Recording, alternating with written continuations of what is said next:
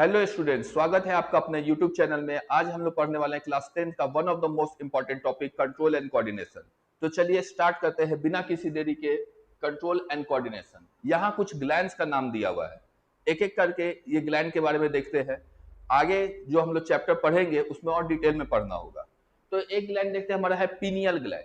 ये pineal gland किसके लिए रिस्पॉन्सिबल है? तो ये पीनियल ग्लैंड जो होता है हमारा स्लीप और वेक साइकिल के लिए रिस्पॉन्सिबल है। किस समय उठना है, किस समय सोना है, उसके लिए हमारा कौन रिस्पॉन्सिबल है? पीनियल ग्लैंड रिस्पॉन्सिबल है। आप एक बात ध्यान दीजिएगा, आज रविवार का दिन है। अब बहुत सारे बच्चे होंगे कि सर आज तो रविवार है, 9 बजे तक सोएंगे। लेकिन एक समय, जिस समय आप उठते होंगे स्कूल जाने के लिए, उस समय आपका जरूर नींद खुला होगा। क्यों खुला होगा? क्योंकि कौन काम कर रहा होगा उस समय? Pineal gland. उस समय पीनियल ग्लैंड एक केमिकल रिलीज किया होगा, जिस केमिकल का नाम क्या है आपका? मेलाटोनिन। ये मेलाटोनिन जो रहता है आपका, ये डिटरमाइन करता है कि किस समय आपको सोना है, किस समय आपको जगना है। लेकिन आप क्या कहे होंगे कि भाई आज संडे है, दिमाग को बोले होंगे कि आज संडे है, जगने के बाद भी फिर जाके सो गए होंगे। अब उसके बाद है आपका हाइपोथैलेमस। हाइपोथैलेमस के बारे में बहुत ही डिटेल में पढ़ना है, लेकिन जान लेते हैं कि एक बार और देख लेते हैं ओवरव्यू, फिर आगे हम लोग डिटेल में पढ़ेंगे। हाइपोथैलेमस जो है आपका, वो डाइंसेफेलॉन का एक पार्ट है। डाइंसेफेलॉन क्या होता है? ये ब्रेन में आपके सेरेब्रम के बेस में पाया जाता है, और ये ना रेगुलेट करता है। इतना ध्यान रखिएगा, हाइपोथैलेमस रेगुलेट करता है पिट्यूटरी ग्लैंड का फंक्शन। मतलब पिट्यूटरी ग्लैंड कितना हार्मोन सिक्रेट करेगा, वो कौन रेगुलेट कर रहा है? हमारा हाइपोथैलेमस। पिट्यूटरी ग्लैंड के बारे में आप लोग जानते हैं। पिट्यूटरी ग्लैंड जो हमारा होता है, वो कैसा ग्लैंड है? तो आप देखिएगा, कुछ बच्चों का हाइट लंबा होता है, उन्हें आप लंबू बोलते होंगे, कुछ छोटे रहते हैं छोटू बोलते होंगे। कारण क्या है? जिनका पिट्यूटरी ग्लैंड ज्यादा अमाउंट में हार्मोन सिक्रेट कर रहा है वो लंबू बन गया, और जिसका पिट्यूटरी ग्लैंड कम अमाउंट में हार्मोन सिक्रेट कर रहा है वो क्या हो गया? आपका छोटू हो गया। तो ये पिट्यूटरी ग्लैंड जो है आपका, ये पिट्यूटरी ग्लैंड हमारा ग्रोथ हार्मोन तो सिक्रेट करता ही है, बाकी सब ग्लैंड हमारा सही रूप से काम कर सके, बाकी सब ग्लैंड के प्रॉपर फंक्शनिंग हो सके, उसको रेगुलेट भी करता है। इसी कारण से इस पिट्यूटरी ग्लैंड को क्या कहा गया है? तो मास्टर ग्लैंड कहा गया है। उसके बाद जो है हमारा थायराइड ग्लैंड है। थायराइड ग्लैंड हम जानते हैं, ये एक हार्मोन सिक्रेट करता है जिसका नाम है थायरॉक्सिन। अब देखिए, प्लेन रीजन्स में प्लेन रीजन्स में हम लोग का जो भोजन है, हम लोग जो फूड कंज्यूम करते हैं, वो इस तरह का है कि उसमें ना आयोडीन का कमी है। आयोडीन उतनी मात्रा में पाया नहीं जाता है, जिस कारण से यहाँ पे ना थायराइड बहुत कॉमन बीमारी है। बहुत लोगों को आप देखिएगा, विशेषकर महिला लोग में क्या होता है? थायराइड का बीमारी हो जाता है। उसके अलावा कुछ मिसकंसेप्शन भी क्रिएट हो गया। लोग इंस्टाग्राम रील्स या फिर कुछ शॉर्ट्स वर्ट्स देख के सोचे ना कि हम ना ये नमक नहीं खाएंगे, व्हाइट नमक नहीं खाना है, सेंधा नमक खाना है। लेकिन उस सेंधा नमक में क्या उतना आयोडीन पाया जाता है जितना आपके शरीर को आवश्यकता है? नहीं।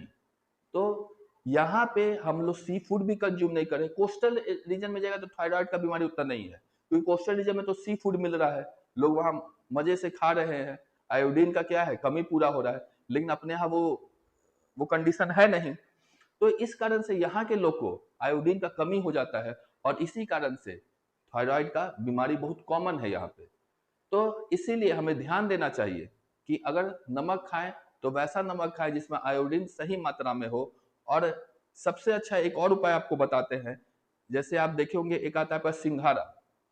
सिंघारा कहते हैं, पानी फल भी कहता है कुछ लोग। वो पानी फल सिंघारा जब जब भी उसका मौसम रहे, जब आपको मिले, कोई बेचता हुआ मिले, रोड किनारे बैठा हुआ है कोई बेच रहा है, तो उसे जरूर खरीद के खाए। वो उनके लिए भी फायदेमंद है, उनका आर्थिक स्थिति भी सुधरेगा और आपका सेहत सुधरेगा। हम लोग क्या करते हैं? उसको नजरअंदाज कर देते हैं, अरे क्या ये सिंघारा खाएगा आदमी, ये कुछ और नहीं खाएगा फल। लेकिन उसका कितना फायदा है आप नहीं जानते हैं। अगर उस सीजन में आप सिंघारा खाए हुए हैं तो आपके आयोडीन का पूर्ति पूरा वो कर देगा। तो इसलिए सिंघारा खाएं, आयोडीन युक्त नमक खाएं, ताकि थायराइड की बीमारी से आप बचे रहें। उसके बाद है हमारा थाइमस। थाइमस के बारे में ये कहा गया है, ये हमारा इम्यूनिटी के लिए रिस्पॉन्सिबल है। ये हमारा इम्यूनिटी के लिए रिस्पॉन्सिबल है। ये ना टी सेल्स प्रोड्यूस करता है। ये ऐसा केमिकल सिक्रेट करेगा जो टी सेल्स प्रोड्यूस करेगा। ये टी सेल्स ना एक टाइप है ना व्हाइट ब्लड सेल है, व्हाइट ब्लड सेल का एक टाइप है टी सेल्स, और ये इम्यूनिटी में हमें मदद करता है। तो थाइमस का क्या काम है, इम्यूनिटी के लिए रिस्पॉन्सिबल है। पैनक्रियाज है, ये एक ऐसा ग्लैंड है जो इंडोक्राइन भी है और एक्सोक्राइन भी है।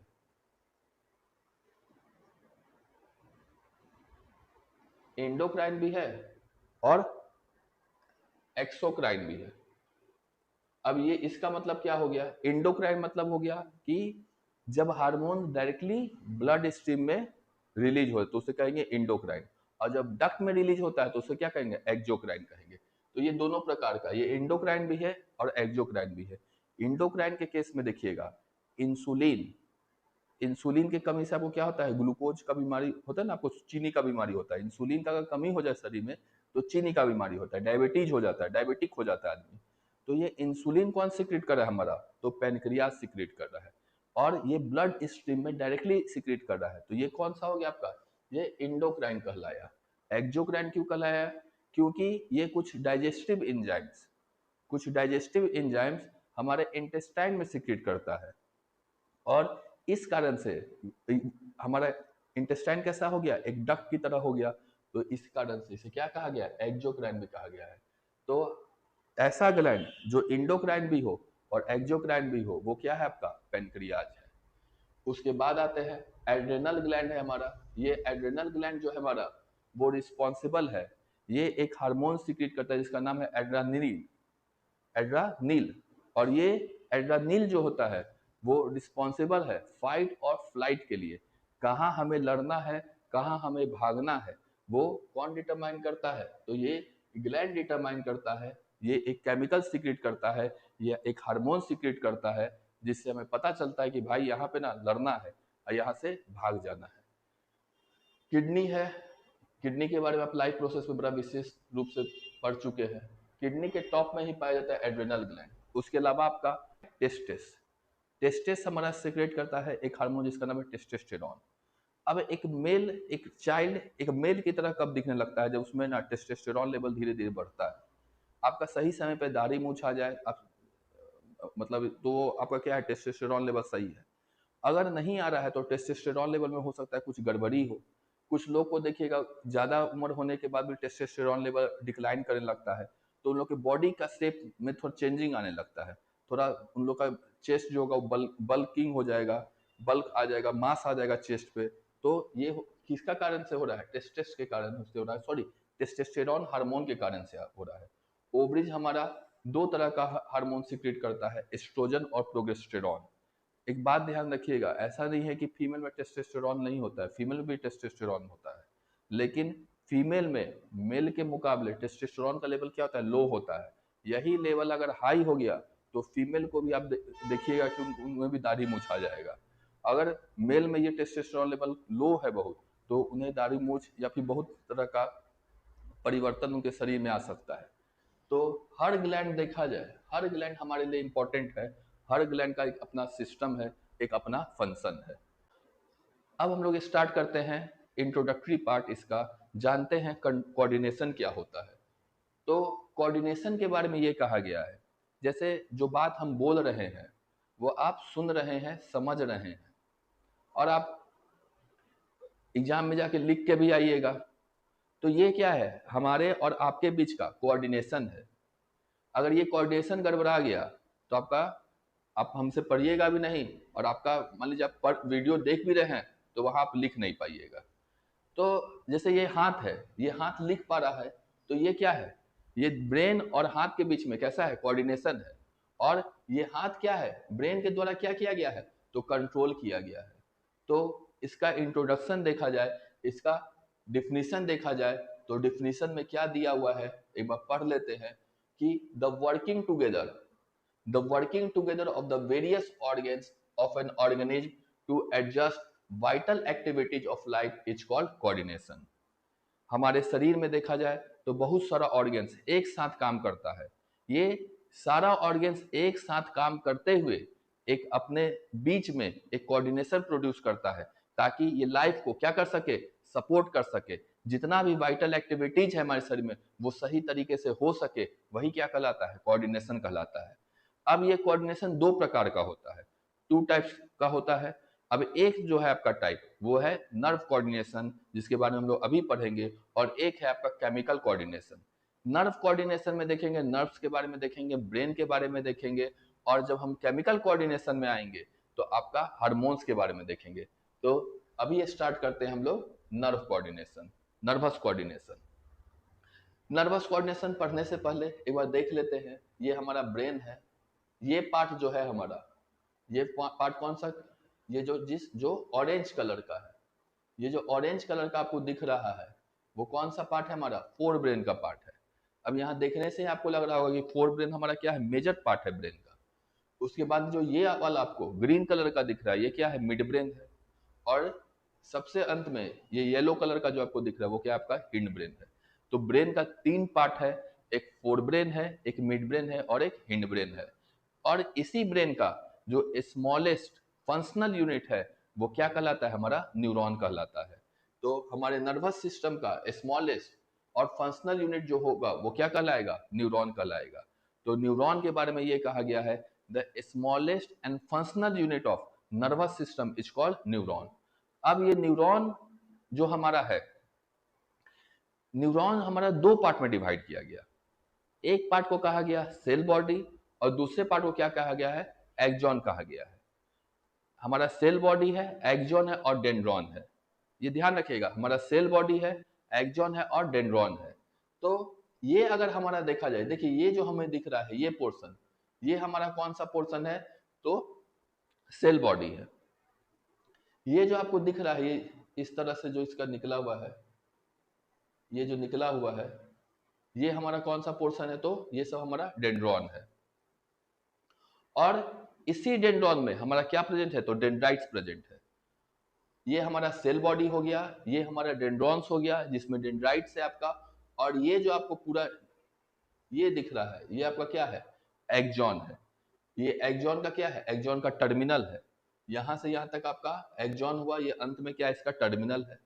ये आपका सेल बॉडी हुआ, इस सेल बॉडी का क्या है, न्यूक्लियस है। सेल बॉडी के बारे में अगर कहा जाए तो ये हमारा सबसे इंपॉर्टेंट पार्ट है किसका, तो न्यूरॉन का। न्यूरॉन का सबसे इंपॉर्टेंट पार्ट जो है हमारा वो कौन है, तो सेल बॉडी है। सेल बॉडी को साइटोन भी कहा जाता है। इस सेल बॉडी में आपका न्यूक्लियस प्रेजेंट रहता है, और इसी न्यूक्लियस में, यही इसी सेल बॉडी में न्यूक्लियस के चारों तरफ आप देखिएगा ना, यह देखिए ये ना ग्रैनुलर एक सब्सटेंस प्रेजेंट है, ये ना ग्रैनुलर लाइक सब्सटेंस प्रेजेंट है। और इस ग्रैनुलर लाइक सब्सटेंस को क्या कहता है, निसेल ग्रैनुअल। और ये निसेल ग्रैनुअल साइट है प्रोटीन सिंथेसिस के लिए। इसी निसेल ग्रैनुअल की मदद से प्रोटीन का सिंथेसिस होता है। अब देखिए इस डेंड्राइट की मदद से सिग्नल तो आपका आ गया सेल बॉडी में, लेकिन आगे जाने के लिए इसको एनर्जी कौन प्रोवाइड करेगा, तो यहाँ आपका प्रेजेंट रहता है, आपको ध्यान में ही होगा सेल में पढ़े थे, power house of the cell, तो माइटोकॉन्ड्रिया। माइटोकॉन्ड्रिया क्या करेगा, इसको एनर्जी प्रोवाइड करेगा ताकि ये जो आपका सिग्नल है वो आगे की तरफ बढ़ सके। तो देख लेते हैं एक बार क्या लिखा हुआ है। और जैसे हमारा न्यूक्लियस में एक जेली लाइक सब्सटेंस पाया जाता था जिसको हम लोग साइटोप्लाज्म कहते थे, इसमें भी एक सब्सटेंस पाया जाता है जिसको हम लोग क्या कहते हैं, नियोप्लाज्म कहते हैं। तो चलिए एक बार पढ़ के देखते हैं क्या लिखा है सेल बॉडी और साइटोन के बारे में। इट कंटेन्स ग्रैनुलर, और इसी ग्रैनुलर को क्या कहते हैं, Nissl granular. Cytoplasm is called neoplasm, granule like structure called Nissl's granular. Nicel's granule is the center of protein synthesis. Energy of conduction of nerve impulse is provided by numerous mitochondria. तो ये हम लोग देख ले किसके बारे में अपना, तो हम लोग पढ़ चुके हैं अपना सेल बॉडी के बारे में। अब आगे देखते हैं सेल बॉडी के बाद हमारा क्या है। तो सेल बॉडी के बारे में बाद जो देखना है वो हमारा है एक्सॉन। एक्सॉन आपको ध्यान में होगा ही, ये हमारा क्या था, ये जो आपको दिख रहा है ये हमारा क्या है, एक्सॉन है। अब एक बार समझ लेते हैं एक्सॉन के बारे में क्या है, उसके बाद देखेंगे क्या लिखा हुआ है।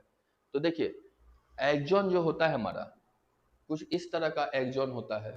इस एक्सॉन के ऊपर, इस एक्सॉन के ऊपर एक कवरिंग पाया जाता है।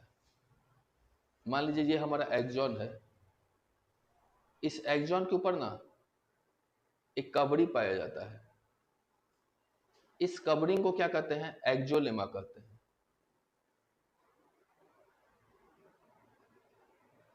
जैसे वहां पे आपका साइटोप्लाज्म जो था, साइटोप्लाज्म लाइक सब्सटेंस, उसको क्या कहते थे, नियोप्लाज्म कहते थे। और यहाँ जो एक्सोलेमा में आपका क्या रहेगा, एक्सोप्लाज्म रहेगा, जो आपका साइटोप्लाज्म जैसा सब्सटेंस होगा, जेली लाइक सब्सटेंस होगा। इस एक्सोलेमा के ऊपर आपका एक कवरिंग रहता है,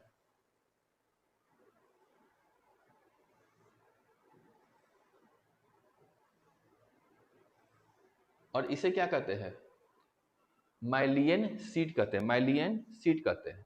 अब ये माइलियन सीट अगर आप ध्यान से देखें तो ये कंटिन्यूअस नेचर का नहीं है। यहाँ देखिए माइलियन सीट क्या हमारा कंटिन्यूअस नेचर का है, नहीं है। यहाँ पर क्या है, यहाँ डिसकंटिन्यूअस है, यहाँ भी क्या है, डिसकंटिन्यूअस है। तो जहाँ डिसकंटिन्यूअस है, जहाँ मेरा माइलिनियन फाइबर प्रेजेंट नहीं है, माइलिनियन सीट प्रेजेंट नहीं है, उसे कहते हैं नोड्स ऑफ रेनवियर। जहाँ हमारा माइलिनियन सीट्स प्रेजेंट नहीं है, उसे क्या कहेंगे, नोड्स ऑफ रेनवियर कहेंगे। तो इस एक्सॉन के बारे में देख लेते हैं, क्या दिया हुआ हमारा। तो दिया हुआ है, ये हमारा क्या होता है, लार्जेस्ट सेल प्रोसेस है। It is the largest cell process of cyton. इसका डायमीटर ध्यान रखिएगा कि क्या रहता है, यूनिफॉर्म रहता है। इसका डायमीटर क्या रहेगा, तो यूनिफॉर्म रहेगा। और ये क्या कंटेन करता है, एक्सोप्लाज्म कंटेन करता है। न्यूरॉन के बारे में एक बार और ध्यान रखिएगा, इसका जो साइज रहता है वो आपको नहीं बताए हम। इसका साइज कितना रहता है, तो 100 सेंटीमीटर तक इसका साइज रहता है। ये भी कभी कभार पूछ देता है कि न्यूरॉन का साइज अप टू कितना रहता है, तो अप टू 100 सेंटीमीटर रहता है। ये आप ध्यान रखिएगा। अब ये लार्जेस्ट सेल प्रोसेस है, इसका डायमीटर यूनिफॉर्म है, और इसमें क्या प्रेजेंट रहता है, हमारा एक्सोप्लाज्म प्रेजेंट रहता है। Axon is covered by axolemma. देखिए ये बताए ना आपको, इसके ऊपर क्या रहता है, कवरिंग रहता है, और उस कवरिंग को क्या कहते हैं, एक्सोलेमा कहते हैं। Myelin sheath is discontinuous around axon. ये आपका क्या है, माइलियन सीट है, और ये आपका क्या कंटिन्यूअस है, ये कंटिन्यूअस नहीं है, ये डिसकंटिन्यूअस है। This interruption where the axon is uncovered, जहां आपका एक्सॉन क्या uncovered by myelin sheath are called nodes of Ranvier. उसे क्या कहते हैं, नोड्स ऑफ रेनवियर कहते हैं।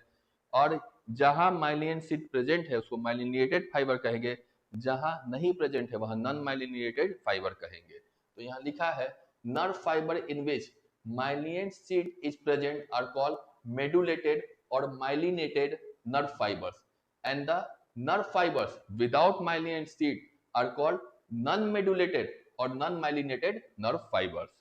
तो ये हमारा किसके बारे में हो गया, एक्सॉन के बारे में। अब लास्ट देख लेते हैं हम लोग, जो हमारा लास्ट है वो क्या है, डेंड्रॉन। अब हम लोग देखते हैं डेंड्रॉन के बारे में। डेंड्रॉन जो है हमारा वो स्मॉलेस्ट सेल प्रोसेस है। सबसे अगर स्मॉलेस्ट पार्ट देखा जाए तो वो कौन है, आपका डेंड्रॉन है। काम क्या है इसका, तो इसका है इलेक्ट्रोकेमिकल सिग्नल को क्या करना, तो ट्रांसमिट करना। यहाँ शब्द यूज किया गया है इलेक्ट्रोकेमिकल, यानी यहाँ ये इलेक्ट्रिसिटी और प्लस क्या है आपका, इलेक्ट्रिकल भी है और क्या है, केमिकल भी है। एक मूवी देखा होगा आपने, उसमें सुना होगा कि मुन्ना भाई MBBS, उसमें क्या कहता है कि दिमाग में केमिकल लोचा हो रहा है। वहां पे उसका मतलब क्या था कि हमारे दिमाग में, हम लोग तो ये पढ़े ना इलेक्ट्रिकल सिग्नल, तो ये केमिकल लोचा कहाँ से आ गया। ये केमिकल जो है आपका, जो इलेक्ट्रिकल सिग्नल होता है, ये कन्वर्ट होता है किसमें आपका, तो केमिकल सिग्नल में, केमिकल में। तो जो सिग्नल है, जो इंफॉर्मेशन है, वो किस फॉर्म में है, इलेक्ट्रोकेमिकल फॉर्म में है। और किसके मदद से ये ट्रांसमिट हो रहा है, तो एक न्यूरो की मदद से। और न्यूरो हमारा क्या है, तो वैसा केमिकल जो मदद कर रहा है सिग्नल को, इंफॉर्मेशन को ट्रांसमिट होने में, उसी को क्या कहते हैं, न्यूरो कहते हैं। एग्जाम्पल में आपका एसिटाइल कोलिन। अब पढ़ लेते हैं एक बार दिया क्या है। तो ये आपका एक स्मॉल सेल प्रोसेस है, ये आपको बताए थे, it is a small cell process. Its fine branches are called dendrites. इसके फाइन ब्रांचेज को क्या कहते हैं, डेंड्राइट्स कहते हैं। और यहीं से ये क्या करता है, सिग्नल रिसीव करता है। इसी डेंड्राइट से ये क्या करेगा, तो सिग्नल रिसीव करेगा, मैसेज इंफॉर्मेशन रिसीव करेगा। नर्व इम्पल्स और सिग्नल, नर्व इम्पल्स और signal, it is A electrochemical information signal passing through neuron. ये जो नर्व इम्पल्स या सिग्नल है, ये आपका कैसा है, क्या है, तो इलेक्ट्रोकेमिकल इंफॉर्मेशन है, जो कि पास करेगा किससे, तो न्यूरॉन से। न्यूरोट्रांसमीटर्स क्या होता है, तो chemical substances which either transmit message from one neuron to another is called neurotransmitter. Example में आपका एसिटाइल कोलिन। न्यूरोट्रांसमीटर हमारा केमिकल सब्सटेंस है जो ट्रांसमिट करता है मैसेज इंफॉर्मेशन एक न्यूरॉन से दूसरे न्यूरॉन में। एग्जाम्पल में आपको दिया हुआ है एसिटाइल कोलिन। अब हमारा सिग्नल ट्रांसमिट कैसे होता है ये हम लोग देख लेते हैं। पहले समझ लेते हैं, उसके बाद पढ़ के भी देख लेंगे। देखिए ये आपका हो गया एक डेंड्राइट, और ये आपका हो गया, मान लीजिए ये आपका हो गया एक्सॉन का टर्मिनल, और ये हो गया आपका डेंड्राइट। अब एक्सॉन के टर्मिनल से दूसरे न्यूरॉन में मैसेज जा रहा है, सिग्नल जा रहा है, तो कौन उसको रिसीव करेगा? डेंड्राइट रिसीव करेगा। ये एक न्यूरॉन का एंडिंग है और ये एक न्यूरॉन का स्टार्टिंग है। ये हमारा एक्सॉन का टर्मिनल है, ये हमारा डेंड्राइट है। अब जो सिग्नल आ रहा होगा वो किस फॉर्म में आ रहा होगा? इलेक्ट्रिकल फॉर्म में आ रहा होगा। हमारा सिग्नल किस फॉर्म में आ रहा होगा? तो हमारा सिग्नल जो आ रहा होगा वो इलेक्ट्रिकल सिग्नल आ रहा होगा। ये हमारा कहलाता है साइनेप्टिक नॉब्स। ये हमारा क्या है? साइनेप्टिक कह ले या साइनेप्स नॉब कह ले। इसे साइनेप्टिक नॉब्स कह ले या साइनेप्स नॉब्स कह ले।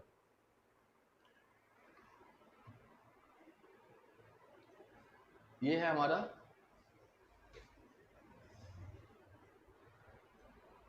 Synaptic knobs.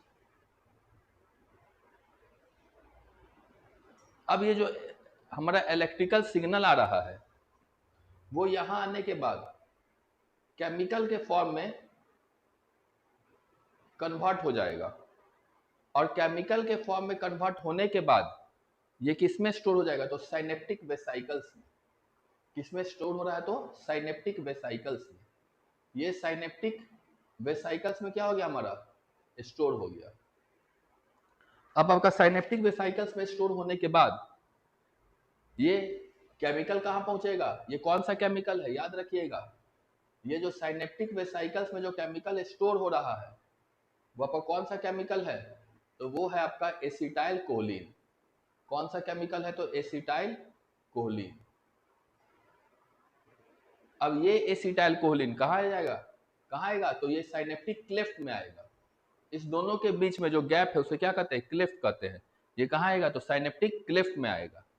अब इस साइनेप्टिक क्लेफ्ट में जो हमारा इंफॉर्मेशन आया है वो किस फॉर्म में आया है? तो केमिकल के फॉर्म में आया है। अब जो इंफॉर्मेशन ब्रेन के लिए यूजफुल है, जो उसे लगेगा कि यूजफुल है, उसे वो क्या करेगा? आगे भेजेगा। नहीं तो बाकी क्या होगा? आपका वहीं पे लॉस हो जाएगा। यहाँ कुछ ऐसा नहीं होगा कि हर पूरा 100% सिग्नल जाएगा आपके दूसरे न्यूरॉन में। कुछ क्या होगा? आपका लॉस भी हो जाएगा। लॉस होने के बाद जो बचा हुआ है वो आपका इसमें आएगा किस फॉर्म में? तो फिर ये आपका आएगा इलेक्ट्रिकल सिग्नल के फॉर्म में, और फिर ये मैसेज आपका आगे की तरफ बढ़ेगा, फिर आपका केमिकल के फॉर्म में कन्वर्ट होगा, फिर इलेक्ट्रिकल की तरफ फॉर्म में कन्वर्ट होगा, और इस तरह से मैसेज एक पार्ट से दूसरे पार्ट में ट्रांसमिट होते रहेगा। अब पढ़ के देख लेते हैं हमारा कि सिग्नल ट्रांसमिट कैसे होता है। A chemical reaction occurs and creates electric impulse. एक केमिकल रिएक्शन होगा और क्या होगा? एक इलेक्ट्रिक इम्पल्स क्रिएट होगा। अब इलेक्ट्रिक इम्पल्स के साथ देखिए क्या होता है। Impulse travel from dendrites and finally reaches axon ending knobs. ये कहाँ पहुंच गया? तो एक्सॉन एंडिंग नॉब्स में पहुंच गया। ये आपका क्या है? ये एक्सॉन एंडिंग है और इसके नॉब्स में पहुंच गया। Impulse releases some chemicals like acetylcholine from synaptic knobs। अब यहाँ पे आपका जो क्या चीज में कन्वर्ट हुआ? तो एसिटाइल कोलिन में जो स्टोर हुआ था आपका साइनेप्टिक वेसाइकल्स में, अब ये क्या होगा? ये केमिकल यहाँ से ये साइनेप्टिक नॉब आपका रिलीज करेगा, जो आपका आएगा कहाँ? साइनेप्टिक क्लेफ्ट में। By these chemicals impulse transmit across synapse. और इस केमिकल्स के थ्रू आपका कहाँ आ जाएगा? ये केमिकल कहाँ गया आपका? दूसरे न्यूरॉन में। This initiate similar electric impulse. अब ये केमिकल किस में कन्वर्ट हो गया है? तो electrical impulse in a dendrite of next neuron, and thus impulse is transmitted from one nerve to another। Message is send to, अब ये मैसेज कहाँ जाएगा, नर्वस सिस्टम में जाएगा, यानी कि आपका ब्रेन में जाएगा या स्पाइनल कॉर्ड में जाएगा सेंसरी नर्व्स के थ्रू, और सेंट्रल नर्वस सिस्टम मैसेज देगा मसल्स को किसके थ्रू, देखिए ब्रेन में मैसेज जा रहा है तो किसके थ्रू, सेंसरी नर्व्स के थ्रू, और सेंसरी नर्व्स के थ्रू जा तो रहा है, लेकिन फिर ये मैसेज ब्रेन से आपकी जो मसल्स को जा रही है वो किसके थ्रू जाएगा, मसल्स होगा। और अब जो आपको डायग्राम हम बताए थे, ये वाला डायग्राम, ये जो आपको यहाँ डिस्कस किए थे हम लोग, वही यहाँ दिया हुआ है। देखिए ये आपका क्या है, मैसेज आ रहा है, ये इलेक्ट्रिकल सिग्नल के फॉर्म में आ रहा है, ये फिर किस में कन्वर्ट होगा, तो केमिकल में कन्वर्ट होगा, केमिकल में कन्वर्ट होने के बाद किस में स्टोर हो रहा है, तो साइनेप्टिक वेसाइकल्स में। यहाँ हमारा क्या प्रेजेंट है, साइनेप्टिक क्लेफ्ट प्रेजेंट है। अब फिर ये आपका यहाँ भी किस फॉर्म में आएगा, तो केमिकल के फॉर्म में आएगा, फिर किस फॉर्म में कन्वर्ट होगा, तो इलेक्ट्रिकल सिग्नल के फॉर्म में, और फिर आपका सिग्नल आगे की तरफ जाएगा। तो ये था हमारा, इसी चीज को यहाँ भी दिखाया है। ये आपका क्या है, मोटर जंक्शन है आपका, ये मोटर नर्व है एक आपका, ये मोटर नर्व के अकॉर्डिंग, ये जो आपका मोटर नर्व है, ये मोटर जंक्शन जो है आपका, अब जो ब्रेन होगा वो सिग्नल भेज रहा होगा, किसको सिग्नल भेजेगा, मोटर नर्व को भेजेगा, फिर मोटर नर्व भी क्या करेगा, इलेक्ट्रिकल के फॉर्म में मैसेज करे भेजेगा, इलेक्ट्रिकल के फॉर्म में मैसेज भेजने के बाद फिर क्या में कन्वर्ट हो जाएगा, वो केमिकल के फॉर्म में, फिर केमिकल के फॉर्म में, फिर इलेक्ट्रिकल के फॉर्म में, और उसके बाद आपका मसल्स क्या करता है, तो रिस्पॉन्स करता है। ये तो हम लोग समझ गए सिग्नल कैसे ट्रांसमिट करता है। ध्यान रखिएगा, सबसे पहले इलेक्ट्रिकल सिग्नल आया, किस में आया इलेक्ट्रिकल सिग्नल, तो आपका नर्व एंडिंग में आ रहा है, उसके बाद वो किसको देगा, तो एक्सॉन में देगा, किसी दूसरे न्यूरॉन के एक्सॉन में। तो ये जो इलेक्ट्रिकल सिग्नल था ये सबसे पहले केमिकल के फॉर्म में कन्वर्ट होगा, और जो केमिकल के फॉर्म में जो कन्वर्ट हो रहा है वो किस में स्टोर होगा, तो आपका साइनेप्टिक वेसाइकल्स में स्टोर होगा। साइनेप्टिक वेसाइकल्स में स्टोर होने के बाद, साइनेप्टिक वेसाइकल्स में स्टोर होने के बाद हमारा जो केमिकल होगा वो साइनेप्टिक क्लेफ्ट में चला जाएगा, और फिर साइनेप्टिक क्लेफ्ट से आपका किस में जाएगा, तो दूसरे न्यूरॉन के फ्रंट पार्ट में, यानी एक्सॉन के टर्मिनल में। अब फिर क्या हुआ आपका, वो सिग्नल किस में कन्वर्ट हो गया, इलेक्ट्रिकल में, और आपका मैसेज आगे की तरफ बढ़ गया। तो ये था हमारा सिग्नल कैसे ट्रांसमिट करेगा। अब रिफ्लेक्स एक्शन का देखते हैं। तो सडन रिस्पॉन्स को, रिफ्लेक्स एक्शन क्या होता है, सडन रिस्पॉन्स को क्या कहेंगे, रिफ्लेक्स एक्शन कहेंगे। जैसे आप कहीं बैठे हुए नीचे क्या हो गया, कोई आग लगा दिया, तो क्या होगा, आप झट से उठ के भाग जाएंगे, तो वो कैसा एक्शन है, रिफ्लेक्स एक्शन। कहीं खाना बना रहे हैं, कुछ हाथ से आपका कोई गर्म तवा ही छुआ गया, तो जैसे ही गर्म तवा को छुएंगे वैसे ही आप क्या करिएगा, अपना हाथ जल्दी से खींच लीजिएगा, तो वो कैसा एक्शन है, रिफ्लेक्स एक्शन है। रिफ्लेक्स एक्शन के केस में क्या होता है कि मैसेज जो होता है वो ब्रेन तक नहीं जाता है, वो स्पाइनल कॉर्ड तक ही जाता है, और स्पाइनल कॉर्ड मोटर नर्व को सिग्नल देता है कि अपना हाथ जल्दी से वहां से हटा लो, या ये तुम रिस्पॉन्स जल्दी से करो। सेंट्रल नर्वस सिस्टम के पास जाता तो ना ब्रेन सोचता कि क्या करे क्या नहीं करे, ठीक है, तो उसमें समय लग जाता ज़्यादा, इस कारण से सीधे मैसेज कहाँ भेज दिया जाता है, स्पाइनल कॉर्ड को, ताकि देरी ना हो जाए, हाथ ना आपका जल जाए। अब सेंट्रल नर्वस सिस्टम समझा जाए तो हमारे गार्जियन की तरह है। जैसे आपका कोई झगड़ा हो गया, तो आप क्या करते हैं, अपने मम्मी पापा के पास गए, बताया कि पापा पापा झगड़ा हो गया है, तब पिताजी क्या कहेंगे कि तुम्हारा ही गलती होगा इसलिए झगड़ा हुआ है। लेकिन यही आप अपने ग्रुप में जाके बताते हैं, अपने भाई लोग को बताते हैं, अपने मित्र लोग को बताते हैं, तो लोग बिना सोचे समझे क्या होगा, उस झगड़ा, ये नहीं सोचेगा किसका गलती क्या नहीं, सीधा सीधी आ जाएगा, और जो आपका होगा समस्या उसको सुलझा के चला जाएगा। तो ये जो आपका हुआ, ये जो मित्र वाला हुआ, वो क्या हो गया, आपका रिफ्लेक्स एक्शन हो गया। और वो जो आपका माता पिताजी वाला हो गया, वो क्या हो गया, तो आपका सेंट्रल नर्वस सिस्टम हो गया। तो इससे ध्यान रखिएगा, रिस्पॉन्स क्या होना चाहिए, जल्दी होना चाहिए, जहां जल्दी रिस्पॉन्स होना चाहिए वहां जल्दी हम एक्शन लेंगे, तो इसलिए हमारा है रिफ्लेक्स एक्शन। तो देखते हैं रिफ्लेक्स एक्शन में क्या दिया हुआ है। तो रिफ्लेक्स एक्शन का दिया हुआ है, reflex action is a word we use very commonly when we talk about some sudden action in response to something in the environment। वही बात है, सडन रिस्पॉन्स को क्या कहेंगे, रिफ्लेक्स एक्शन। तो reflex action is a word very commonly when we talk about some sudden action in response to something in the environment. अब यहाँ देखिए, यहाँ एक सडन एक्शन रिएक्शन का एक दिख रहा है हम लोग को, सडन एक्शन का एक एग्जाम्पल दिख रहा है। यहाँ क्या हुआ, ये आपका जो हाथ है वो क्या है, रिसेप्टर। यहाँ क्या हुआ कि ये जो रिसेप्टर है ये क्या कर रहा है, एक स्टिमुलस को ये रिसेप्टर क्या किया, रिसीव किया। अब जैसे ही ये रिसेप्टर में क्या हुआ, स्टिमुलस हुआ, ये स्टिमुलस इस सेंसरी न्यूरॉन के थ्रू कहाँ जाएगा हमारा, तो पहुंच गया आपका स्पाइनल कॉर्ड में, ठीक है। और यहाँ लिखा गया है एफरेंट, ये सेंसरी न्यूरॉन की जगह एक शब्द और यूज होता है एफरेंट, और मोटर की जगह क्या यूज होता है, इफरेंट, लेकिन हम लोग सेंसरी और मोटर ही लेके चलेंगे। अब यहाँ देखिए सेंसरी न्यूरॉन में गया, अब सेंसरी न्यूरॉन के थ्रू स्पाइनल कॉर्ड में जाने के बाद सीधे आपको मोटर न्यूरॉन में नहीं दे देगा, पहले कहाँ में जाएगा, आपका इंटर न्यूरॉन में जाएगा। इसी को क्या कहते हैं, रिले न्यूरॉन। यहाँ रिले न्यूरॉन में कुछ दिन रहा मैसेज, उसके बाद ये मैसेज किसको दे दिया जाएगा, तो आपको दे दिया गया मोटर न्यूरॉन को। अब मोटर न्यूरॉन के थ्रू ये किस में गया, आपके मसल्स में ये सिग्नल गया, ये इंफॉर्मेशन गया कि भाई हाथ वहां से हटा लो, तो आप क्या करिएगा, रिस्पॉन्स करिएगा, और ये आपका क्या कहलाएगा, रिस्पॉन्स कहलाएगा। और ये रिस्पॉन्स किसके द्वारा हो रहा है हमारा, ये रिस्पॉन्स हमारा हो रहा है इफेक्टर के द्वारा। अब देखिए इसको एक बार समझिएगा कैसे हो रहा है। सबसे पहले क्या हुआ, स्टिमुलस हुआ,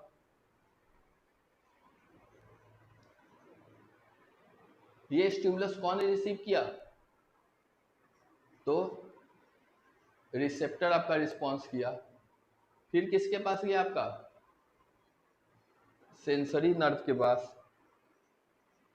फिर सेंसरी नर्व से किसके पास गया, स्पाइनल कॉर्ड के पास, और फिर स्पाइनल कॉर्ड से कहाँ गया, तो हमारा रेले न्यूरॉन या इंटर न्यूरॉन जो था वहां गया। फिर स्पाइनल कॉर्ड से किसको गया, आपको मोटर न्यूरॉन को। मोटर न्यूरॉन किसको भेजा, रिसेप्टर के बाद क्या है, तो आपका इफेक्टर को भेजा, और इफेक्टर क्या किया हमारा, तो रिस्पॉन्स किया। तो इस तरह से हमारा रिफ्लेक्स एक्शन, इसे क्या कहेंगे, रिफ्लेक्स आर्क कहेंगे। स्टिमुलस से रिसेप्टर, ये आपका स्टिमुलस हुआ, ये रिसेप्टर हुआ, ये रिसीव करके सेंसरी नर्व के द्वारा या एफरेंट न्यूरॉन के द्वारा कहाँ भेजा, तो आपका स्पाइनल कॉर्ड में। स्पाइनल कॉर्ड से कहाँ रहा कुछ देर मैसेज, तो रेले न्यूरॉन में। रेले न्यूरॉन से कहाँ गया, एफरेंट या मोटर न्यूरॉन में। मोटर न्यूरॉन से कहाँ गया, तो इफेक्टर में गया, और इफेक्टर में जाने के बाद हमारा मसल्स क्या करेगा, हमारा हाथ क्या करेगा, तो रिस्पॉन्स करेगा। तो देख लेते क्या लिखा है, reflex action are completed very quickly as compare to normal reaction. बता चुके हैं कि एग्जाम्पल वही आपका, अगर आपका कोई झगड़ा हो जाता है, लड़ाई हो जाता है, तो आपको बताए थे ना, उस एग्जाम्पल से आप कोरिलेट करके याद रखिएगा कि रिफ्लेक्स एक्शन में क्या होना चाहिए, सेंट्रल नर्वस सिस्टम तक नहीं जाता है इन्फॉर्मेशन, सीधा सीधी किसके पास जाएगा, स्पाइनल कॉर्ड के पास, क्योंकि रिस्पॉन्स क्या होना चाहिए, सडन रिस्पॉन्स होना चाहिए। The part of completion of reflex action are called reflex arc. ये आपका क्या है, ये जो आपको दिख रहा है ये क्या है आपका, तो रिफ्लेक्स आर्क है। Two neuron dominate the pathway, एक क्या है आपका एफरेंट नर्व जिसे क्या कहते हैं receptors, and the efferent nerve जिसे क्या कहते हैं इफेक्टर और एक्साइटर।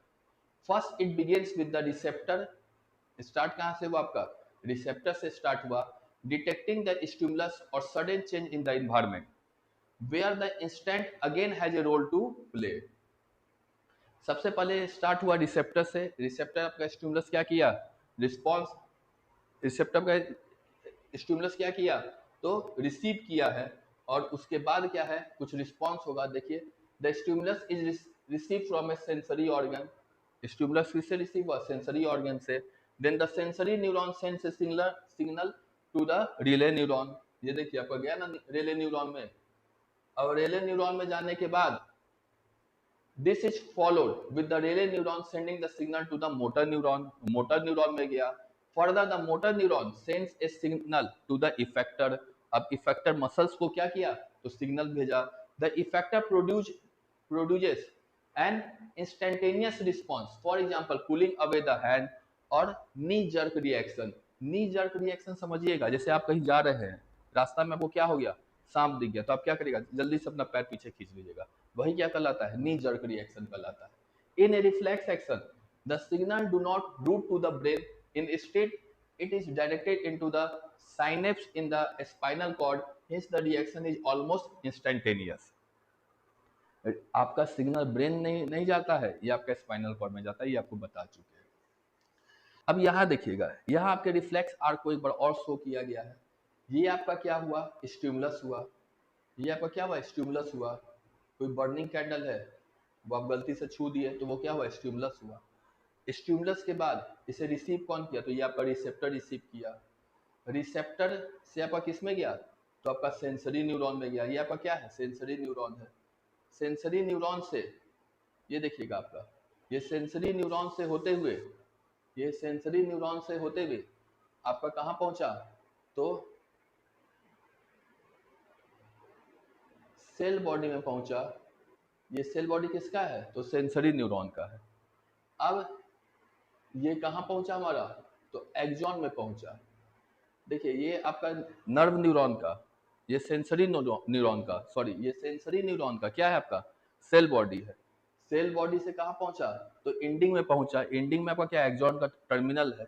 अब ये सिग्नल को रिसीव कौन करेगा, तो आपका सेल बॉडी ऑफ कौन, तो रेले न्यूरॉन या इंटर न्यूरॉन. और फिर ये cell body of relay neuron या इंटर न्यूरॉन से कहाँ जाएगा, तो cell body of efferent neuron में जाएगा. ये कहाँ चला गया, cell body of inter neuron से कहाँ चला जाएगा, तो cell body of efferent neuron.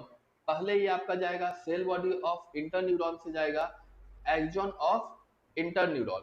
फिर एक्सॉन से आपका जाएगा कहाँ पे, तो cell body of efferent neuron. अब cell body of efferent neuron के बाद ये आपका कहाँ गया, तो ये सिग्नल मोटर न्यूरॉन से होते हुए आपका आगे की तरफ गया. और ये आपका इफेक्टर में, इफेक्टर जो मसल्स होगा वो आपका क्या करेगा, रिस्पॉन्स करेगा, और आप अपना हाथ क्या करिएगा, हटा लीजिएगा. ठीक है, तो ये हमारा था रिफ्लेक्स आर्क. रिफ्लेक्स आर्क को, ये रिफ्लेक्स आर्क का फ्लो चार्ट है. स्टिमुलस हुआ, यहाँ दिख रहा है आपको, स्टिमुलस हुआ. स्टिमुलस को रिसीव कौन किया, रिसेप्टर रिसीव किया. देखिए लिखा हुआ रिसेप्टर रिसीव किया. फिर किस में गया, तो सेंसरी न्यूरॉन में गया. फिर सेंसरी न्यूरॉन से कहाँ जाएगा आपका, तो देखिए सेंसरी न्यूरॉन से रेले न्यूरॉन में गया, जो कि आपका कहाँ है, स्पाइनल कॉर्ड में है. उसके बाद किस में गया, मोटर न्यूरॉन में गया. मोटर न्यूरॉन से इफेक्टर में गया, और इफेक्टर के बाद क्या हुआ, आपका रिस्पॉन्स हुआ, और आप अपना हाथ जल्दी से खींच लिए.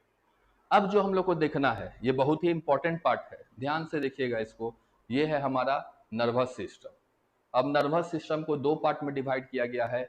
एक है हमारा सेंट्रल नर्वस सिस्टम, दूसरा है हमारा peripheral nervous system. Central nervous system का भी दो पार्ट है. एक है आपका ब्रेन और दूसरा है आपका स्पाइनल कॉर्ड. इस ब्रेन का तीन पार्ट है. देखिए क्या क्या है, फोर ब्रेन है, याद है आपको, स्टार्टिंग में ही देखे थे. एक क्या है, मिड ब्रेन है, और फिर क्या है आपका hind brain. Fore brain, mid brain और हिंड ब्रेन. इस फोर ब्रेन का तीन पार्ट है, लेकिन आप लोग को जो पढ़ना है दो ही पढ़ना है, वही दो ध्यान में रखिएगा. एक है आपका सेरेब्रम,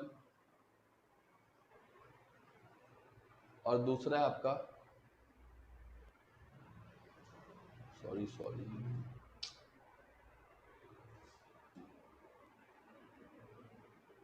एक है आपका सेरेब्रम, और दूसरा है आपका, दूसरा आपका डाई इंसेफेलॉन. याद रखिएगा, डाई इंसेफेलॉन. अब इस डाई इंसेफेलॉन को ही कहते हैं हाइपोथैलेमस. इस डाई इंसेफेलॉन को कहते हैं हाइपोथैलेमस. इस डाई इंसेफेलॉन को क्या कहते हैं, हाइपोथैलेमस. अब हिंड ब्रेन का अगर देखा जाए तो तीन पार्ट है. एक है आपका पॉन्स, फिर है आपका मेडुला ऑब्लोंगेटा, और एक और पार्ट है आपका जो कहलाता है सेरेबेलम। ये सबको हम लोग बहुत ही आराम से पढ़ेंगे।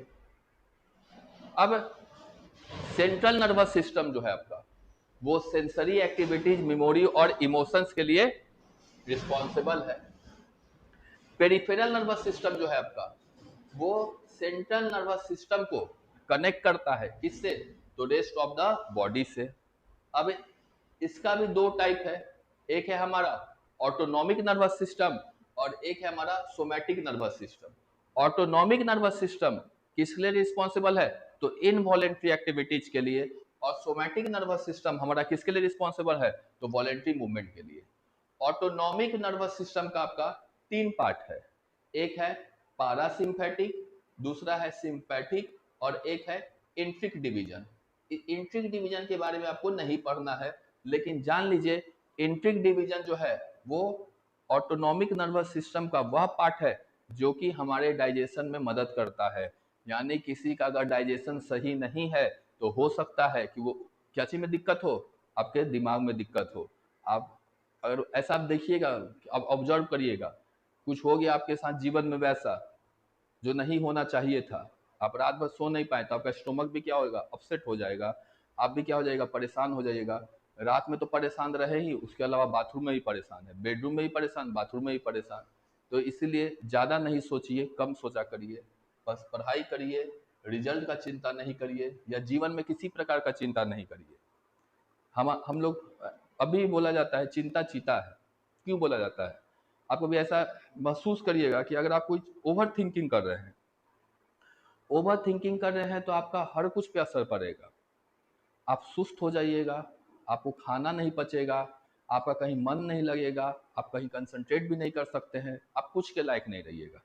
इसलिए ओवर थिंकिंग ना करिए, पढ़िए, कम पढ़िए, ज़्यादा पढ़िए तो चलिए आपके ऊपर है, लेकिन सोचिए नहीं। बहुत बच्चे को देखिएगा पढ़ेगा नहीं, आज सोचेगा कि भाई क्या हो जाएगा, अरे पेपर आ गया अब क्या होगा। तो भाई जब पढ़े ही नहीं हो तो चिंता किस बात का, पास हो गए नहीं तो फेल हो गए। और इस चिंता से बचे रहना है तो शुरू से पढ़िए, मन ला के पढ़िए, ठीक है, खेलिए कूदिए भी। तो एंट्रिक डिवीजन जो है वो डाइजेस्टिव सिस्टम के लिए हमारा रिस्पॉन्सिबल है, डाइजेशन सही से हो। पारासिम्पैथिक समझिएगा, सिंपैथिक डिवीजन समझिएगा। कुछ दिन पहले स्कूल एक बच्चा आया बैच में, दिखाया कि सर बांध पे ना भूत मिला हमको, भूत दिखाएगा, वीडियो दिखाया कि भूत है।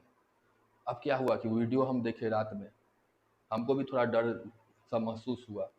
तो उस समय क्या हुआ, आदमी का ना जो सेंस होता है, देखिएगा थोड़ा अभी डर जाएगा, रात में कुछ वैसा हो गया, आपको कोई चोर घुस गया तो वो क्या लगेगा, डर जाइएगा, आप चिल्लाने लगेगा। तो वो चिल्लाना क्या किस कारण से हो रहा है, वो चिल्लाना डर के कारण से हो रहा है।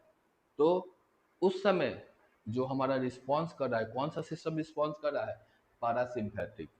अब उस समय मान लीजिए थरथराने लगे, तो ऐसा थोड़ी कि जीवन भर थरथराते ही रह जाइएगा, जीवन भर नहीं थरथराते रह जाइएगा, क्योंकि उसके बाद आप थोड़े समय बाद रिलैक्स हो जाइएगा। तो तब कौन सा सिस्टम काम कर रहा है, तो सिंपैथिक डिवीजन। तो पारासिम्पैथिक जब आप थरथराने लगे, चिल्लाने लगे, घबराने लगे, और सिंपैथिक जब आप रिलैक्स हैं, तो क्या हो गया, सिंपैथिक। अब इंट्रिक के बारे में तो पढ़ना ही नहीं है, लेकिन ध्यान रखिएगा ये हमारा डाइजेस्टिव सिस्टम सही से काम करे उसके लिए हमारा क्या है, तो इंट्रिक है। अब चलिए आगे देखते हैं। सेंट्रल नर्वस सिस्टम में हमारा दो पार्ट है, एक ब्रेन है, दूसरा क्या है, स्पाइनल कॉर्ड है। ब्रेन के बारे में कहा गया है कि ब्रेन हमारे ह्यूमन बॉडी का मोस्ट इंपॉर्टेंट पार्ट है, मोस्ट इंपॉर्टेंट पार्ट है ह्यूमन बॉडी का, सही बात है। अगर ब्रेन सही नहीं है किसी का तो वो क्या है, घर वाले भी आपको नहीं पूछेंगे। ब्रेन जो है आपका कहाँ सिचुएटेड रहता है, तो brain is situated in A cranial box, cranium which is made of bones. अब ये किस में सिचुएटेड रहता है, तो एक क्रैनियल बॉक्स में सिचुएटेड रहता है, और जो कि क्या चीज का बना हुआ रहता है, तो आपका बोन्स का बना रहता है। ये क्रैनियल बॉक्स जो रहता है ना, वो इस तरह से आपका ना ज्वाइंट रहता है एकदम से। जब किसी का पोस्टमार्टम होता है तो उसका ब्रेन भी खोला जाता है। तो उस पोस्टमार्टम में ऐसा नहीं होता है कि कोई डॉक्टर गया, डॉक्टर तो जाता ही है, लेकिन डॉक्टर अपने साथ ना एक जाति है, डोम जाति, उसको भी लेके जाता है। और वो डोम क्या करता है, एक छैनी हथौड़ा की मदद से उस दिमाग को ना खोलता है, और देखा जाता है, ऑब्जर्व किया जाता है कि भाई ये कुछ कंज्यूम तो नहीं किया था, कुछ इसके ब्रेन में तो कुछ दिक्कत नहीं था, या कुछ ब्रेन में तो वैसा चोट नहीं लगा था, अंदरूनी चोट जिससे इसका मौत हो गया। तो ये जो आपका है, ये बॉक्स है, ये इस तरह से एकदम जकड़ा हुआ रहता है, और इस बोन्स को क्या किया जाता है, उस छेनी हथौड़ा की मदद से खोल दिया जाता है।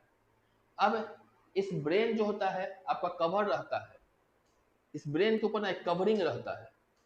ये कवरिंग जो रहता है वो मेम्ब्रेन तीन मेम्ब्रेन का कनेक्टिव टिश्यू रहता है, 3 मेम्ब्रेन्स ऑफ कनेक्टिव टिश्यू रहता है, और इसको क्या कहते हैं, मेनिंजेस कहते हैं।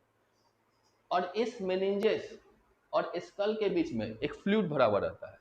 कभी कभार ऐसा होता है कि ये मेनिंजेस में क्या आ जाए, आपका सूजन आ जाए, जिस कारण से ये स्कल से क्या होने लगेगा, टच होने लगेगा, आपको पेन महसूस होगा, उल्टी आएगा, और इसको क्या कहते हैं, मेनिंजाइटिस कहते हैं। तो यहाँ दिया हुआ है, brain is covered by 3 membranes of connective tissue term as meninges. और मेनिंजाइटिस के बारे में क्या कहा गया है, एनी इन्फ्लेशन, मेनिंजाइटिस के बारे में कहा गया है, any inflation of meninges is called meningitis. अब यहाँ ध्यान दीजिएगा, एक और इंफॉर्मेशन जो कि बहुत इंपॉर्टेंट है, वेट ऑफ ब्रेन। मेल का ब्रेन देखा जाए तो कितना ग्राम है, 1400 ग्राम, और फीमेल का कितना है, 1250 ग्राम। तो मेल के ब्रेन का वेट क्या है, ज्यादा है, और फीमेल के ब्रेन का वेट क्या है, कम है। अब लड़का लोग सोचेगा कि भाई हम लोग के पास ज़्यादा दिमाग है, लेकिन ब्रेन के वेट पे नहीं डिपेंड करता है कि आपके पास ज़्यादा है कि कम दिमाग है, ब्रेन का यूटिलाइज कितना कर रहे हैं। आपके पास 1400 ग्राम है ब्रेन, लेकिन आप दिन भर रील्स देख रहे हैं, शॉर्ट्स देख रहे हैं, तो क्या कुछ यूटिलाइजेशन हो रहा है आपके ब्रेन का, नहीं हो रहा है। वो शॉर्ट्स और रील्स देखने पर डोपामिन रिलीज हो रहा है, हैप्पी हार्मोन्स जो है आप उसी में लगे हुए हैं, लगे पड़े हुए हैं, तो कोई फायदा नहीं है। ब्रेन डेवलप तब करता है जब आप क्या करिएगा, रीजनिंग बनाइए, पजल बनाइए, कुछ एब्स्ट्रैक्ट चीज ही भले ही सोचिए, कुछ इमेजिन जरूर ही सोचिए, लेकिन जिससे ना ब्रेन पे प्रेशर पड़े, तब आपका ब्रेन क्या होगा, शार्प होगा, तब आपका ब्रेन का यूटिलाइजेशन होगा। ऐसे ही पड़े रहने से कुछ नहीं होगा। तो 1250 ग्राम भी जीने के पास है, अगर वो ब्रेन का अपना यूटिलाइज कर रहे हैं, कर रही हैं या कर रहे हैं, तो क्या होगा, वो ज्यादा अच्छा कर सकते हैं अपने जीवन में। तो ये ग्राम से कोई फर्क नहीं पड़ता है, किसी के पास ज्यादा ब्रेन है कि कम है, उसके यूटिलाइजेशन पे डिपेंड करता है। उसके यूटिलाइजेशन से फर्क पड़ता है कि आप अपने ब्रेन को जितना यूटिलाइज करिएगा उतना सही है, उतना आपका ब्रेन आपके काम में आ रहा है। अब पार्ट्स ऑफ ब्रेन देखा जाए तो 3 पार्ट्स है हमारा। एक क्या है, तो फोर ब्रेन, मिड ब्रेन या हिंड ब्रेन, ये तो बता ही चुके हैं। फोर ब्रेन का आपका 2 पार्ट है, एक सेरेब्रम है, और एक क्या है, डाइंसेफेलॉन या हाइपोथैलेमस है। मिड ब्रेन है एक आपका, और एक आपका हिंड ब्रेन है। सेरेब्रम सबसे बड़ा पार्ट होता है। सेरेब्रम के बाद अगर कोई दूसरा बड़ा पार्ट है तो वो कौन है, आपका सेरेबेलम है। उसके बाद क्या है, मेडुला ऑब्लोंगेटा है, पॉन्स है। एक एक करके इसके फंक्शन को जानेंगे हम लोग कि इसका फंक्शन क्या है। सबसे पहले देखते हैं हम लोग फोर ब्रेन के बारे में, फोर ब्रेन में सेरेब्रम के बारे में। अब सेरेब्रम में के बारे में ये कहा गया है कि सबसे डेवलप और मोस्ट कॉम्प्लेक्स पार्ट है हमारा कौन सा, तो सेरेब्रम। 2/3 हिस्सा ब्रेन का, 2/3 ऑफ द ब्रेन किसके द्वारा कवर किया गया है, तो सेरेब्रम के द्वारा। 2 डिवीजन किया गया है, एक लेफ्ट हेमिस्फीयर, एक राइट हेमिस्फीयर। और इस सेरेब्रम में हमारा ना इस तरह का ना रीजन एंड ग्रुप्स पाया जाता है, ठीक है। और रीजेस हो गया, ये हमारा क्या है, रीजेस है, और ये हमारा क्या है, ग्रुप्स है। इस रीजेस को क्या कहते हैं, गाइडस कहते हैं या गायरी कहते हैं, और इसे क्या कहते हैं, सल्कस या सल्सी कहते हैं। तो रीजेस को क्या कहेंगे, गाइडस, और ग्रुप्स को क्या कहेंगे, सल्कस कहेंगे। अब ये रीजेस और ग्रुप्स जो होता है वो जितना गहरा होगा, ये जितना आपके ब्रेन में प्रेजेंट होगा, ये रीजन एंड ग्रुप्स, आपका ब्रेन उतना ज्यादा शार्प होगा। और ये कब हो पाएगा, जब आप रीजनिंग करिए, पजल करिए, सुडोकू बनाइए, कुछ ऐसा काम करिए जिससे ब्रेन पे आपके जोर पहुंचे, पढ़िए, तो आपका क्या होगा, रीजन एंड ग्रुप्स ज्यादा डेवलप होगा, ज्यादा गहरा होगा, ज्यादा आप शार्प होइएगा। तो ये हो गया हमारा। एक बार पढ़ भी लेते हैं सेरेब्रम के बारे में क्या लिखा हुआ है। It is the most developed and the most complex part. It makes 2/3 of the total brain, ये दोनों बात बता चुके हैं। Cerebrum consist of 2 cerebral hemisphere, left and right cerebral hemisphere. Many regions and groups are found on the dorsal surface of the cerebral hemisphere, ये भी बता चुके हैं, जो ये है आपका। Region are known as gyri, whereas groups are known as sulci. Gyri and sulci increase the surface area of the brain. ये गायरी और सुल्सी क्या करेगा, आपका सरफेस एरिया बढ़ा देता है ब्रेन का। फोर ब्रेन जो होता है आपका, वो 4 लोब में डिवाइडेड है, ठीक है। एक आपका क्या होता है, फ्रंटल लोब, एक होता है पेराइटल लोब, एक होता है टेम्पोरल लोब, एक होता है ओसिपिटल लोब। ये जो पार्ट है आपका, देखिए ये फोर ब्रेन आपका है 4 लोब में डिवाइडेड, और ये चारों लोब है जो आपका, वो किसका पार्ट है, तो ये पार्ट है आपका सेरेब्रम का। फ्रंटल लोब आपका ये हो गया, ये वाला पोर्शन आपका क्या आ जाएगा, फ्रंटल लोब। फिर ये देखिए पेराइटल लोब ये हो गया, फिर आपका क्या आ गया, टेम्पोरल लोब इधर आ गया, और आपका ओसिपिटल लोब इस साइड आ गया। तो ये आपका क्या हो गया, फोर ब्रेन का लोब हो गया, जिसमें आपका वो डिवाइडेड है। अब इसका अलग अलग फंक्शन है, और ये लोब किसमें आपका ध्यान रखिएगा, सेरेब्रम में है। अब हम लोग फंक्शन ऑफ सेरेब्रम में देखेंगे, लेकिन फंक्शन ऑफ सेरेब्रम में ना हर लोब का ना अलग अलग फंक्शन देखते हैं, कि फ्रंटल लोब का क्या फंक्शन होगा, पेराइटल का क्या होगा, टेम्पोरल का हो क्या होगा, ओसिपिटल का क्या होगा। एक हमारा मित्र था, उसका ना एक्सीडेंट हुआ, हमारे एक फ्रेंड का, तो उसका ओसिपिटल लोब ही क्या हो गया, ओसिपिटल लोब में उसे दिक्कत आ गया। अब इस कारण से क्या हो गया ना, बोलने में दिक्कत होने लगा उसको, सुनने में दिक्कत होने लगा, स्मेल में दिक्कत होने लगा। तो जब उसको एडमिट कराया गया था, सदर में एडमिट करा दिया, रोड पे से ही गिरा हुआ था, एक्सीडेंट हो गया था, रात का समय था, स्कूटी से था, गिर गया अपना। तो उसको लेके कोई आदमी, उसको भला आदमी, उसको कोई सदर में एडमिट करा दिया। सदर में ये पता नहीं चल पाया, लेकिन बाद में पता चल पाया कि उसके ओसिपिटल में क्या है, दिक्कत है। ऐसा होता है आप लोग के साथ, ब्रेन के साथ खास तौर पे, कि आपको चोट लग गया था, बोला तो कुछ है ही नहीं, लेकिन ब्रेन में खून का जमना बहुत ही आम बात है। अभी हाल फिलहाल में ही एक हमारे यहाँ आता है लड़का जो टेम्पू चलाता था, उसकी माता जी गिर गई। तो उनके साथ क्या हुआ, उनके ना ब्रेन में ब्लड क्लॉट कर गया। तो ये बहुत ही रिस्की चीज़ है, इसलिए आप ध्यान रखिएगा। आप बाइक भी चलाइए तो हेलमेट पहने हुए रहिए, क्योंकि आपका ये वाला जो पोर्शन है, ये वाला आप कभी देखिएगा, बच्चा लोग खेलता था तो यहाँ पे मार देता था, यहाँ मारना ना बहुत खतरनाक है। ये जो हमारा है ना, ये वाला ब्रेन का जो पार्ट, जिसे नाना पाटेकर कहते थे छोटा दिमाग, तो वो जो आपका पार्ट है, वो सॉलिड पार्ट तो है, लेकिन उसके ऊपर ना स्कल नहीं है, ये आपका कहलाता है सेरेबेलम, ये जो आपका पीछे वाला पोर्शन है। तो ध्यान रखिए अपना, जब ड्राइविंग करिए तो हेलमेट जरूर पहनिए, ये आपके जीवन के लिए जरूरी है। अब एक एक करके हम लोग सेरेब्रम का फंक्शन देखते हैं। सबसे पहले देखेंगे फ्रंटल लोब का फंक्शन। फ्रंटल लोब किसके लिए रिस्पॉन्सिबल है, इंटेलिजेंस के लिए, नॉलेज के लिए, एब्स्ट्रैक्ट के लिए, मतलब इमेजिन करना, ठीक है, रीजनिंग के लिए, क्रिएटिव आइडियाज के लिए, और मेमोरी के लिए। ये आपका फ्रंटल लोब रिस्पॉन्सिबल है। पेराइटल लोब किसके लिए रिस्पॉन्सिबल है, तो टेस्ट के लिए, राइटिंग के लिए, पेन के लिए, टच के लिए, प्रेशर के लिए आपका पेराइटल लोब। ओसिपिटल का आपको बता ही रहे थे, वो एक्सीडेंट वाला जो घटना सुना है, क्या था आपका, लैंग्वेज, हियरिंग और स्मेल आपका किसके लिए है, तो ओसिपिटल। और ये जो लास्ट है आपका, वो है टेम्पोरल। टेम्पोरल टेम्पोरल आपके लिए किसके लिए रिस्पॉन्सिबल है, तो टेम्पोरल जो है आपका, टेम्पोरल जो है आपका रिस्पॉन्सिबल है विजन के लिए। अब जो हम लोग को देखना है डाइंसेफेलॉन या हाइपोथैलेमस के बारे में।